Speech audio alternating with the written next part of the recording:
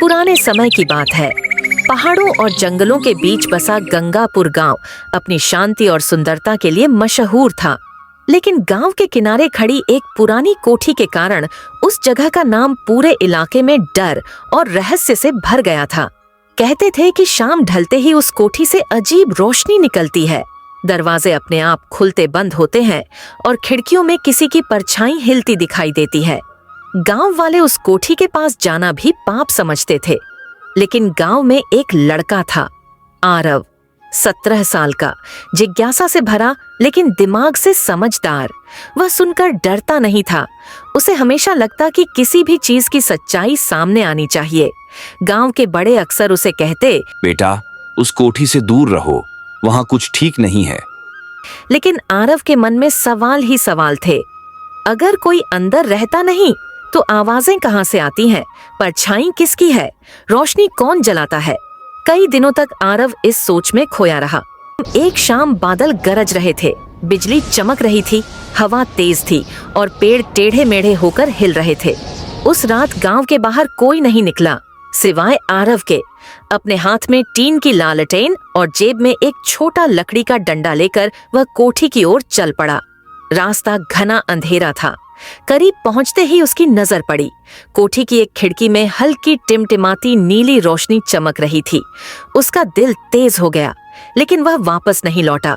कोठी के अंदर जैसे ही उसने कोठी का भारी दरवाजा खोला, वह कर्क कर्क की तेज आवाज करते हुए खुला। अंदर धूल, जाले और टूटी चीजें पड़ी थीं। दीवारों पर उखड़ी हुई पुताई भयावह लग रही थी। एकाएक ऊपर की मंजिल से एक धीमी आवाज आई, कोई है? आरव का शरीर कांपा, लेकिन उसने खुद को संभाला। कौन है वहां? उसने जोर से पूछा, लेकिन कोई जवाब नहीं आया, बस खामोशी। वह सीढ़ियों की ओर बढ़ा। हर स्टेप पर भारी आवाज गूंज रही थी। ऐसा लग रहा था जैसे कोई उसके पीछे पीछे चल रहा हो, जबकि वहां कोई नहीं था। ऊपर पहुंचकर उसने दाईं ओर वाले कमरे से वही नीली रोशनी आती देखी। कमरे का दरवाजा आधा खुला था। आरव ने दरवाजा धकेला और उसकी सांस रुक गई। कमरे के बीचों बीच एक नीली परछाई खड़ी थी, मानो हवा में तैर रही हो। उसका शरीर हल्का हल्का चमक रहा था और चेहरे का आकार साफ नहीं दिख रहा था। आरव को एक पल के लिए लगा कि यह कोई आत्मा है, लेकिन अगले ही पल उसे महसूस हुआ कि उसके गले की सांस भी रुक गई।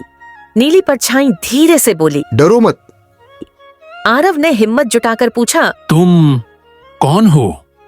परछाई ने दीवार की ओर इशारा किया। वहां एक पुरानी बड़ी पेंटिंग लगी थी। पेंटिंग में वही कोठी और उसके सामने खड़ा एक जवान आदमी दिख रहा था। आरव ने ध्यान से देखा। पेंटिंग के नीचे नाम लिखा था, अधिराज सिंह, कोठी का मालिक। आरव ने डरते डरते पूछा, क्या तुम अधिराज हो? परछाई ने हाँ में सिर हिलाया, पर उसकी आंखों में दर्द साफ दिख रहा था। नीली छाया दीवार के पास रखी टूटी कुर्सी के पास जाकर रुकी। वह बोली, मैं इस कोठी का मालिक था। कई साल पहले मेरे दोस्तों ने मुझे धोखा दिया।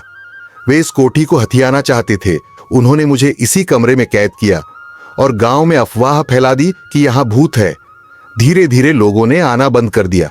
मैं बाहर नहीं निकल सका और यहीं मेरी मौत हो गई। आरव की आंखें फैल गईं। तो तुम बदला लेने आए हो? परछाई ने सिर हिलाया। नहीं, मैं बदला नहीं चाहता। मैं बस चाहता हूं कि लोग सच्चाई जाने, लोग डरते रहे, लेकिन किसी ने अंदर आकर पता ही नहीं लगाया कि असली कहानी क्या है। तुम पहले इंसान हो जो डर पर नहीं, सच पर भरोसा करके यहां आया है।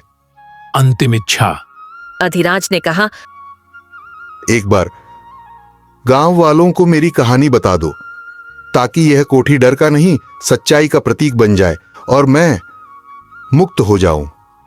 आरव ने हिम्मत से कहा, मैं वादा करता हूं, मैं सबको सच बताऊंगा। यह सुनकर नीली परछाई धीरे धीरे हल्की होने लगी, जैसे हवा में घुल रही हो। उसकी आवाज गायब हो रही थी। धन्यवाद आरव। कुछ ही सेकंड में वह पूरी तरह से गायब हो गई। कमरा फिर अंधेरा हो गया। अगली सुबह आरव दौड़कर पंचायत के पास पहुंचा। गांव वाले पहले तो उसकी बातों पर हंसते रहे। अरे भाई, तू भी डर की कहानी लेकर आ गया। कोठी में भूत है। लेकिन जब आरव ने उन्हें पेंटिंग दिखाई, कमरे का राज बताया और वो बंद दरवाजा दिखाया जहां किसी इंसान का सालों का सामान पड़ा था, तो गांव वालों का चेहरा उतर गया। गांव के बुजुर्ग बोले, हमें बहुत पहले वहां जाकर देखना चाहिए था। हम सब डर के कारण आंखें बंद किए बैठे रहे। गांव वालों ने कोठी की साफ सफाई की, वहां अधिराज की याद में एक छोटा सा स्मारक बनाया और कोठी को गांव की धरोहर बना दिया। उस रात कोठी में कोई नीली रोशनी नहीं दिखी, ना कोई आवाज आई, ना कोई परछाई। आरव मुस्कुराया। अधिराज अब मुक्त हो चुका था।